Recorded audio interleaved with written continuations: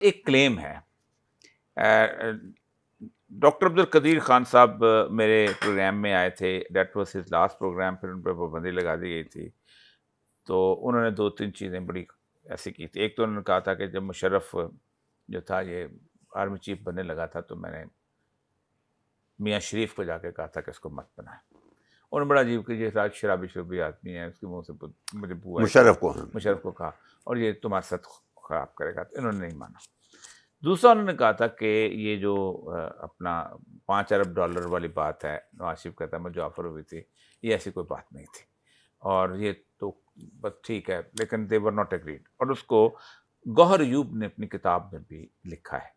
آپ چونکہ اس وقت تھے فارن سیکٹری تھے، جی میں بہت یہ ذرا اس واقعے کو بیان کر دیجیے. ایک تو آج کل جو ہیرو، نہیں بالکل بہت سارے ہیرو ہیں نا اس کے. دیکھیں کوئی اربوں والی بات کبھی ہوئی نہیں ہے. جو کلنٹن کہتا تھا وہ صرف یہ کہتا تھا کہ اگر تم نے ٹیسٹ کیے تو پھر you will lose a lot because sanctions لگیں گی آپ پہ. وہ تو لگ گئی تھی، ٹھیک ہے نا، وہ لگائیں گے. وہ جو ہم نے ٹیسٹ کیے تو لگنی تھی، ہمیں پتہ تھا. اگر نہیں کرو گے تو پھر تمہیں فائدہ ہوگا، یعنی اکنامک، بس صرف یہ کوئی یہ نہیں تھا کہ کتنے بلین. سودا بازی تو ہو نہیں سکتی تھی سر، بات یہ نہیں کہہ سکے اتنے بلین دیں گے. اس نے کہا کہ تم you will stand to benefit. مقصد تھا کہ تم پہ قرضے نہیں بڑھیں گے، تمہیں قرضے مل جائیں گے، آئی ایم ایف کا ہو جائے گا. اس قسم کا ایک انڈیکیشن تھی ویسے بھی آپ کہ مجھے یو ول بتائیے، بینیفٹ. دنیا کے کسی، آپ امریکہ میں رہے ہیں، کیا امریکن پریزیڈنٹ جو ہے یہ کوئی نواز شریف ہے کہ $5 ارب دے دوں گا میں تجوری سے اٹھا کے؟ میں بتاؤں نا کہ کوئی اس کو اختیار ہی نہیں ہے، 1 روپیہ دینے کا اختیار نہیں ہے. جتنے کلنٹن کی جو ٹیم تھی وہ مذاق اڑایا کرتے تھے. نواز شریف کا اتنا نہیں جتنا شہباز شریف کا. اچھا، شہباز شریف کا نام رکھا ہوا تھا انہوں نے. اچھا کیا نام رکھا تھا؟ First lady. فرسٹ لیڈی نہیں، sorry, first brother. First brother. ہاں، فرسٹ لیڈی کا کوئی فرسٹ لیڈی کی بجائے نا فرسٹ، کیونکہ he was always accompanying his brother. اچھا. تو اس کے بعد وہ ہمیشہ مذاق سے، وہ جب ایک میں نے پتہ نہیں آپ سے بات کی تھی کہ دسمبر میں ہم گئے تھے وہاں واشنگٹن، وہ جو آپ نے کہا تھا کہ انہوں نے کہا میں نے بھی بیٹھنا ہے، ہاں وائٹ ہاؤس کے وہ بیٹھ گئے تھے اوول آفس میں، اور جس میں پھر وہ نواز شریف جواب ہی نہیں دے سکا اور یہ ہو گیا. ان کو امپریشن یہ مل گیا کہ سی ٹی بی ٹی ہم نے سائن ہو گیا. تو اس نے کہا کہ میں نے کہا کہ یہ کس نے کہا؟ کہتا ہے کہ ہز بردر واز ہیئر. میں کہ ہو از ہی؟ تو کہتا ہے ہی از ہز فرسٹ بردر. میں کہا سو واٹ؟ میں کہا تمہاری فرسٹ لیڈی کے بھی جائے کلنٹن کے بہاف پہ کر سکتی ہے. تو کہتا ہے ہی از فرسٹ بردر. تو اس قسم کی باتیں ہوئی. تو یہ بات غلط ہے. لیکن دوسرا پوائنٹ جو تھا وہ کیا بات تھی؟ آپ ڈاکٹر قدیر صاحب نے کہا کہ ہم نے ان کو کہا تھا کہ قوم آپ کو معاف نہیں کرے گی. درست ہے. نہیں وہ تو بات میں بتا دیتا ہوں کہ نواز شریف خود ڈرتا تھا کہ کلنٹن کو ناراض نہیں کرنا بس. اور اس کے سارے جو 90% جو ساتھی تھے سمیت یہ اسحاق ڈار جتنے بھی تھے 90% نون لیگیز تھے، وہ کہتے تھے میاں صاحب نہ کرنا مر جائیں گے. تو یہ اس کے مشورے تھے.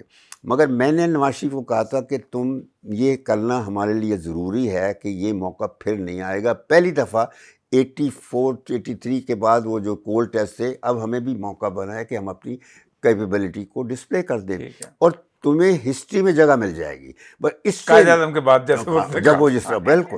تو یہ بات نواز شریف کو کریڈٹ ضرور جائے گا کہ فیصلہ تو پرائم منسٹر ہی کرے، ہم تو فیصلہ. لیکن میں صرف اتنا کہہ سکتا ہوں، لیکن فوج کی رائے اس وقت یہ کر دیا جائے. نہیں وہ میں بتا دوں، فوج ساتھ تھی ہمیشہ کی طرح. اور فوج بھی جنرل کرامت نے جس طریقے سے بات کی تھی، جس طرح چائنیز نے مجھے کہا تھا کہ بھئی تم کر لو لیکن تمہیں بڑی قیمت دینی پڑے گی، اسی طرح جہانگیر کرامت نے جب ڈی سی سی کی میٹنگ ہم ہوئی تو اس میں کہا تھا کہ ہم نے ساری تیاری کر دی ہے، وی آر ریڈی. جس وقت بھی لیکن یہ ہے کہ اس کی پرائس بہت ہوگی.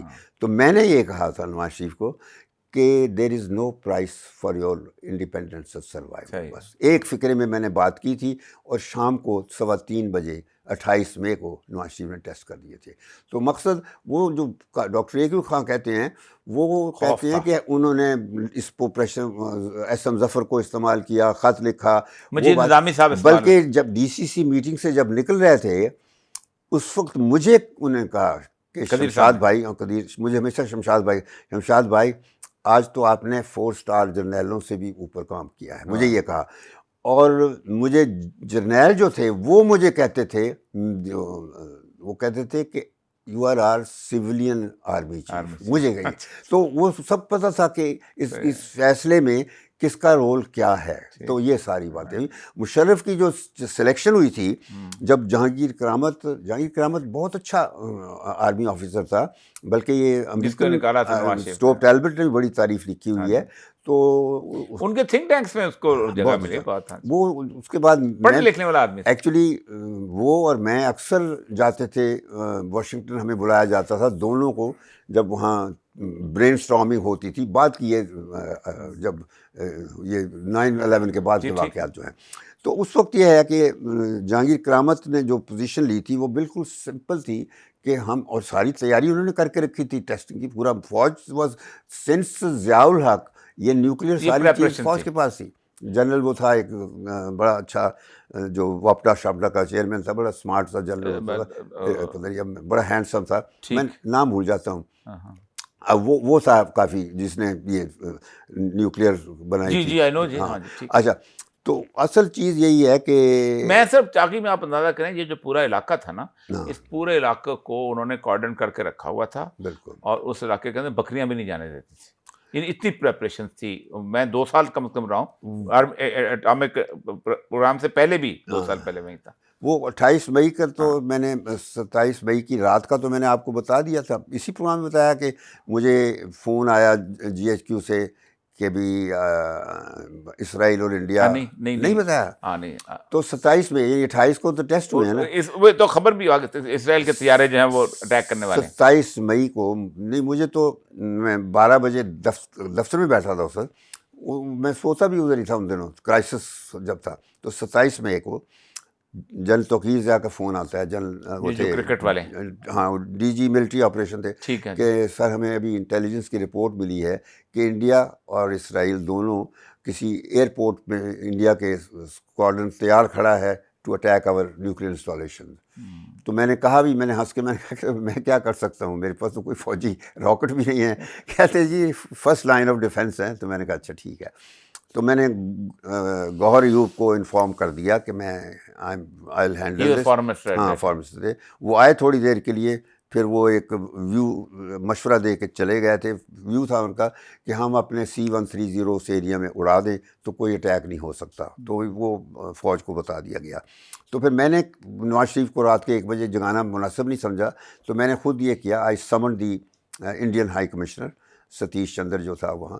تو وہ آیا. میں نے اس کو کہا کہ یہ ہمیں رپورٹ ملی ہے کہ آپ لوگوں کا یہ پلان ہے اسرائیل، اور تو جاؤ اپنی گورنمنٹ کو کہہ دو کہ اگر یہ درست ہے then we will respond with consequences of unimaginable magnitude. یہ میرے الفاظ تھے اس کو. بس یہ میں نے کہہ دیا. وہ چلا گیا. پھر میں نے امریکن امبیسڈر کو بلایا، اس کو کہا کہ بھی یہ ہے اور تم جلدی سے اس کو پریمپٹ کرو.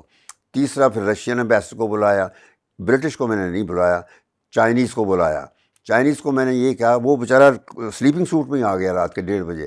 تو میں نے کہا کہ نیتن یاہو، یہی تھا پرائم منسٹر اسرائیل کا اس وقت، نیتن یاہو. میں نے کہا وہ دلی میں ہے اس وقت بیٹھا، نا بیجنگ میں بیٹھا ہے، تو تم اس سے چیک کر کے مجھے بتاؤ کہ اس میں کسی صداقت ہے. تو تھوڑی دیر کے بعد مجھے ریاض کوکر کا فون آ گیا کہ امریکنوں نے مجھے اسرائیل، ہاں مجھے شور خود بھی کرایا، اسرائیلی امبیسڈر سے میری بات کروا دی، اور اسرائیلی امبیسڈر نے اپنے آرمی چیف سے بات کروا دی ہے ریاض کوکر کی کہ we have no such designs. اس کے بعد مجھے چینی امبیسڈر نے بھی بتا دیا کہ ایسی کوئی بات نہیں. تو صبح 5 اور میں نے برٹش کو بلایا ہی نہیں، کیونکہ میرے نظر میں برٹش ور نو بگ پوائنٹ، یہ تو ختم ہو گئی تھی. تو 12 تو صبح 9 بجے میں نواز شریف کو لے کے گیا نیشنل ڈیفینس کالج. وہاں میٹنگ ہو رہی تھی، جانا تھا، آلریڈی فکس تھی. گوہر ایوب اپنے فارن منسٹر اور میں، ہم ان کے ساتھ. 28 مئی کی بات جی، 28 مئی کی صبح. بس وہاں میٹنگ کی. ڈاکٹر صاحب تو وہاں تھے چاگی میں. تو وہاں جو تھا وہ سب، وہ تو پہلے سے وہ پہلے تیاری پتہ تھا. تو اس وقت صرف یہ تھا، فیصلہ بھی نہیں نواز شریف نے کیا تھا کہ کب کرنا ہے. تو وہاں گئے تو وہاں نعرے پڑ گئے ڈو اٹ ناؤ. جو ینگ فوج کے افسر تھے نا، جو ٹریننگ کہ کیوں نہیں کرے، 17 دن ہو گئے تھے. تو جب ختم ہوئی میٹنگ تو اگین نواز شریف پسینے ہوا ہے. تو پانی پی رہا تھا, کافی نہیں پی رہا تھا, تو مجھے کہتے ہیں شاہ صاحب تسی میرے نال آ جاؤ. وہ پھر مجھے اپنی گاڑی پہ جاتے جاتے جہانگیر کرامت کھڑے تھے, جنرل صاحب تسی فالو کرو, تسی بھی آؤ. سو ہم دونوں کو ساتھ لے گئے, جنرل کرامت اپنی گاڑی پر, میں ان کے ساتھ دفتر میں جا کے دونوں کو آمنے سامنے بٹھا لیا. اس طرف جنرل کرامت تھے, اس طرف میں تھا. جنرل صاحب اب کیا کرنا ہے؟ انہوں نے کہا جی سب چیز تیار کی ہے ہم نے, ہر چیز ریڈی, جب بھی آپ فیصلہ کریں گے ہو جائیں گے, وہ صرف آپ اپنا سوچ لیجئے کہ جو کچھ بعد میں پرابلم پڑیں گے وہ آپ تیار ہیں, بس وہ آپ نے گورنمنٹ کے طور پہ وہ دیکھنا ہے. یہ کرنے کے بعد مجھے کہنے لگے شمشاد صاحب, میں نے کہا جی there is no prize for your independence and survival, آپ کی آزادی اور بقا کی کوئی قیمت نہیں. میں نے اردو ترجمہ بھی کر دیتا, انگریزی بھی کی تھی, اردو بھی ترجمہ کر کے, صرف ایک فکرہ یہ بس, تھینک یو. انہوں نے نواز شریف نے کہا, اور ہم دونوں اٹھ کے آ گئے, اور شام کو 3:15 بجے 3:15 بجے وہ ہو گیا, اور نیوکلیر طاقت بن گئے. اس کے بعد جو ہسٹری ہے وہ بڑی کافی ہے. وہ پھر ہم نے وہ بھی میں نے میرے ہوتے ہوئے سارا میں نے ہینڈل کیا. 8 راؤنڈ میں نے اپنے امریکن کاؤنٹر پارٹ کے ساتھ negotiate. India was represented by their foreign minister Jaswant Singh, I was representing Pakistan, اور ہم نے CTBT سے پاکستان کو بچایا, جو کہ بہت پریشر تھا امریکہ کا. اب اصل پریشر نہیں, اس وقت میں بتا رہا ہوں نا, اس وقت تو پہلے تھا کہ مت ٹیسٹ کرو, جب ٹیسٹ کر لیے پھر CTBT سائن کرو. بڑی وہ سا ہم نے بالکل لاسٹ منٹ تک میں نے اس کو بچا کے رکھا.